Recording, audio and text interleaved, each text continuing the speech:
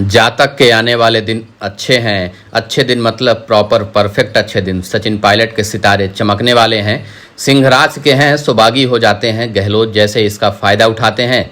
बगावत से कुछ नहीं मिलता सिवाय इज्जत के। इनके पिता राजेश पायलट के पास भी इज्जत के सिवा कुछ ना बचा। सोनिया बहन ने हमेशा दूसरों पर भरोसा किया। बेचारे अहमद पटेल टाइप सलाहकारों के दबाव में थीं। कोटरी के लिए एक विलन ज़रूरी होता है जिसे दिखा दिखाकर आलाकमान से फ़ायदा उठाया जाता है। राजेश पायलट जीवन भर सच बोलते रह गए। 10 जनपद रूठा रहा। जातक पर प्रतिदोष हावी है, यानी पिता के किए गए कर्मों का फल पहले चुकाना पड़ा है। लेकिन कौन सगा है कौन पराया, धीरे धीरे गांधी परिवार को समझ में आने लगा है। लिहाजा जातक के अच्छे दिन आने वाले हैं।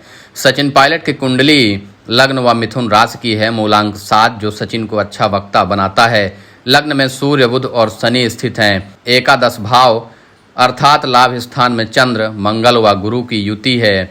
दशमेश शुक्र व्यय भाव में विराजमान है। राहु केतु क्रमशः दूसरे व 8वें भाव में स्थित है। ये जो केतु है ना, ये ज़रा डाउटफुल है। केतु का मूवमेंट देखिए ज़रा। अब आलाकमान फाइनल करने वाला है तो गहलोत के अंगूठे में चोट लग गई।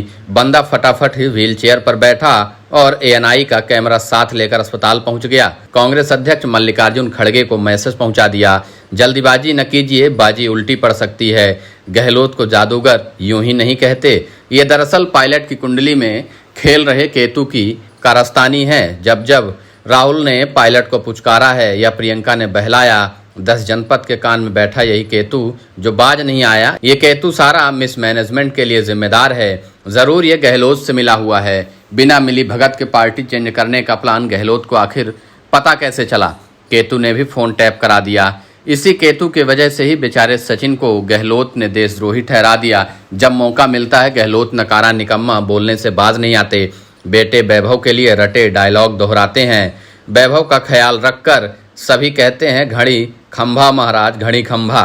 ये भी सच है कि शनि की महादशा और मंगल की अंतरदशा ने आलाकमान के खिलाफ बगावत के लिए उकसाया। मंगल की वजह से सचिन ने डिप्टी सीएम का पद भी गंवाया। दरअसल जब जब कुर्सी पाने का मौका होता है काल सर्प दोष हावी होता है। काल सर्प दोष भी मामूली नहीं। पायलट की कुंडली में सभी ग्रहों के राहु केतु की परिधि में होने से कुलिक नामक काल सर्पयोग का निर्माण हो रहा है, जो उन्हें जीवन अपेक्षित सफलता से वांछित करेगा। लगता है व्यंग्यकार बनाकर ही छोड़ेगा। उन्हें सफलता प्राप्ति हेतु कठोर संघर्ष करना होगा। राहु की प्रत्यंत दशा की वजह से पिछला मौका खाना पड़ा था। सचिन को अब भी अपनी कुंडली के इन राहु केतु की तलाश करते रहना होगा। केतु तो कांड करके निकल गया। अब जातक की कुंडली में शनि की महादशा और राहु की अंतरदशा चल रही है। बट जातक अपने पैर पर कुल्हाड़ी मार सकता है, क्योंकि गोचर में षष्ठम भाव में सूर्य, बुध और राहु की युति के कारण इनमें विद्रोह की भावना प्रबल है और भड़क रही है। गहलोत का गेम भी यही है। मेहनत पायलट करता है, मेवा अशोक गहलोत खाता है। इसमें आलाकमान का क्या जाता है। लेकिन अशोक के चेहरे पर चमक उतर गई है, मतलब कि 10वें भाव में बैठे ग्रहों के कारण सचिन का सितारा चमक सकता है। ग्रहों के परिवर्तन के लक्षण पहले से दिखने लग जाते हैं। छत्तीसगढ़ में टीएस बाबा की ग्रह दशा का असर राजस्थान में दिखाई देने लगा था। जो ज्योतिष भी नहीं जानते हैं वो भी सचिन पायलट की लॉटरी लगने की भविष्यवाणी करने लगे।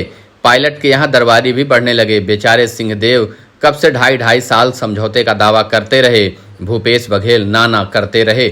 आखिर बाबा को इंसाफ मिला। इतना न्याय तो बघेल करने को तैयार थे, लेकिन टीएस सिंहदेव के सितारों में बदलाव अब आया।